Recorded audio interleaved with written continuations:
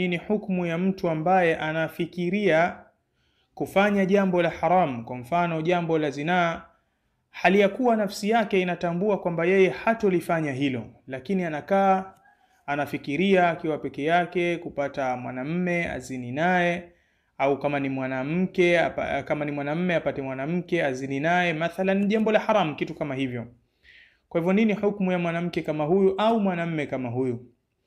Aljawab, wanasema wanavyuoni rahimahumullahu ta'ala, al-afkaru sayyi'ah, mtu akiwa na fikra mbovu, allati taqa'u fi nafsi al-insan, zile fikra mbovu ambazo zinakaa katika moyo wa mwanadamu. Kakaa pahala anafikiria kufanya zinaa na mtu, na anafikiria kuiba, anafikiria kuua, wa hakadha na mengineyo.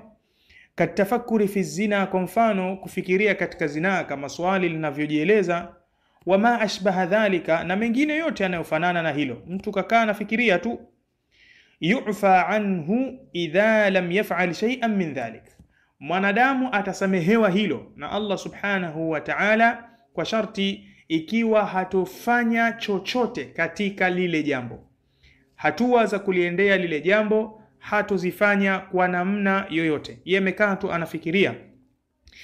Lima thabata fi sahihain, kwa hadithi iliyothibiti katika sahihi mbili, anna an-nabiy sallallahu alayhi wasallam qala, kwamba mtume wa Mwenyezi Mungu tabaraka wa taala amesema, inna Allaha tajawaza li ummati ma haddathat bihi anfusaha ma lam yatakallamu au ya'malu bihi, hakika Allah subhanahu wa ta'ala amewasamehe umma wangu yale mambo ambayo wanapitisha katika nafsi zao, kwa sharti pale ambapo hawatoyazungumza mbele za watu na hamu ya kufanya hivi na hamu ya kufanya hivi, tayari kisha kuzungumza kashaingia katika hatua nyingine.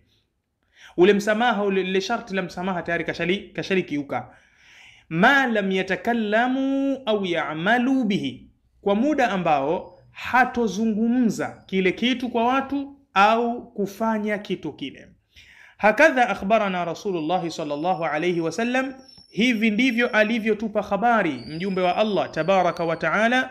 Wa akhbarana kadhalik, Rasulullah akatupa habari, anna man taraka fi'la al-muharrami, ya kwamba mtu yoyote atakayewacha kutenda kitendo cha haramu, alladhi fi nafsihi, ambacho tayari kipo katika nafsi yake, ana hamu, maskini hana mume pengine au hana mke, na mjia mawazo ya kufanya zinaa tayari linapita katika nafsi yake, lakini akaliwacha khawfan lillahi ta'ala au khawfan min Allah ta'ala, kwa kumkhofia Allah subhanahu wa ta'ala, yuktab lahu hasana, anaandikiwa wema kamili. Akiwacha kwa hofu ya Allah kwamba mimi sifanyi hivi kwa kumwogopia Allah subhanahu wa ta'ala, tayari anaandikiwa wema. Kama jaa fi sahihi Muslim, kama ilivyokuja katika sahihi Muslim hadithi, mtume ameelezea hadithi ni refu, lakini katika hadithi hiyo kipande kinasema Allah subhanahu wa ta'ala atawaambia malaika, uktubu lahu hasanatan, muandikieni wema, innama tarakaha min jarraya, kwa hakika huyu amewacha jambo hili kwa sababu ya kuniogopa mimi, kwa sababu ya hofu yangu mimi, kwa hivyo muandikieni wema kamili juu ya hilo. Yani amefikiria kufanya maovu lakini akawacha, hakufanya kwa sababu ya hofu ya Allah, tayari anaandikiwa wema. Na imekuja katika hadithi, wa in hamma bi sayyi'atin falam ya'malha katabaha Allahu indahu hasana kamila, na kama ataazimia mtu kufanya jambo baya lakini hakulitenda, Allah subhanahu wa ta'ala anamwandikia wema kamili. Lakini wanasema wanawavioni, wa in tarakaha li asbab ukhra, na kama mtu ataliwacha jambo hilo ovu ambalo tayari ameliazimia kwa sababu nyinginezo, lam tuktab lahu hasana, hatoandikiwa wema, walam tuktab alayhi sayyi'a, wala hatoandikiwa uovu. Wa hadha min fadlillahi ta'ala wa rahmatihi ala ibadihi, na hii ni katika fadla za Allah mtukufu na rehema zake juu ya waja wake. Kwa hivyo khulasa, ufupisho wa jawabu la swali hili, ikiwa mtu labda kama swali lilivyokuja kama tulivyolifahamu, yeye hana mume mathalan, anakaa peke yake anafikiria mambo ya tendo la ndoa, kwanza ushauri ni kwamba atafute mume amuoe. Anaweza kuzungumza na watu, jamani nitafutieni mume, akija asione tabu. Kuna baadhi ya wanawake wana tabu kusema kwamba jamani nitafutieni mtu wa kunioa kunistiri, anaona tabu. La, sio tabu.